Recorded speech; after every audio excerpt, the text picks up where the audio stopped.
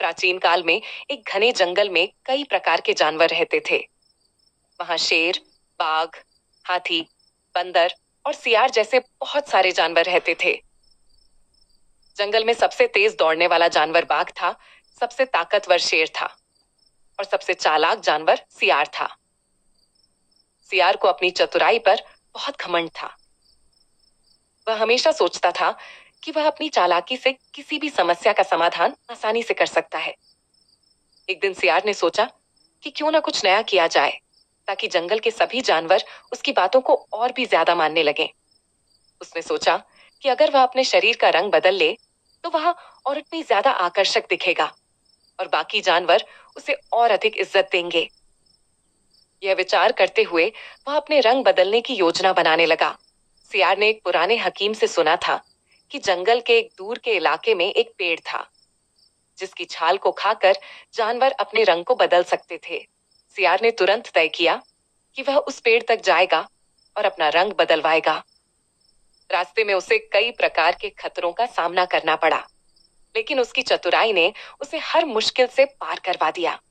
जब वह उस पेड़ के पास पहुंचा तो उसने छाल को खा लिया और धीरे धीरे उसके शरीर का रंग बदलने लगा। पहले वह हल्का भूरे रंग का था, लेकिन अब उसका रंग नीला और सुनहरी झिलमिलाहट के साथ चमकने लगा। सियार ने खुद को एक बार फिर देखा और अपने नए रंग पर बहुत गर्व महसूस किया। वह बहुत खुश था कि अब उसे जंगल के अन्य जानवरों के बीच सम्मान मिलेगा। जब वह वापस जंगल में लौटा तो सभी जानवर उसे देखकर हैरान रह गए। सभी ने सोचा कि यह नया जानवर शायद कोई नया प्राणी है जो जंगल में आया है, लेकिन सियार ने यह सोचा था कि उसका नया रूप सभी जानवरों को प्रभावित करेगा और वह जंगल का राजा बन जाएगा। वह शेर के पास गया और बोला, देखो शेर भाई, अब मैं रंग बदल चुका हूं। मैं अब जंगल का नया शासक हूं और तुम सबको मेरी बातें माननी होंगी। शेर ने उसकी बातों पर ध्यान नहीं दिया और हंसते हुए कहा, तुम्हारा रंग जो भी हो, तुम सियार ही हो। तुम्हारी चालाकी हमें कभी नहीं गुमराह कर सकती। तुम अपने रंग को बदलकर भी अपनी पहचान नहीं बदल सकते। सियार को शेर की बातों से दुख हुआ, लेकिन उसने हार नहीं मानी। वह बाघ के पास गया और बोला, देखो बाघ भाई, अब मेरा रंग चमकदार हो गया है।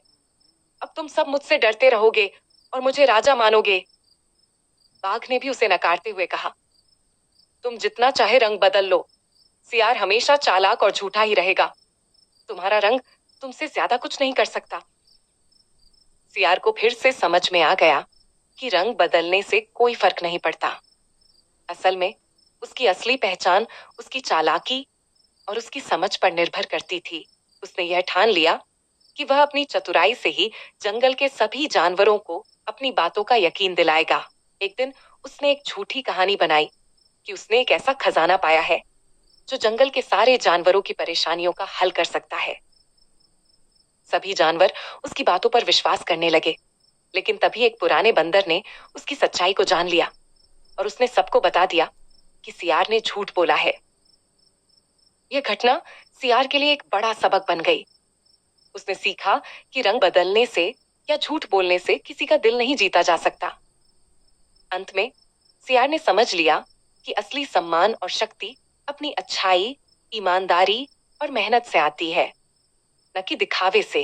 इस कहानी से यह सीखने को मिलता है कि दिखावा कभी भी सच्चाई से ज्यादा महत्वपूर्ण नहीं हो सकता और असली पहचान हमेशा अपने कामों से बनती है, न कि रंग रूप से।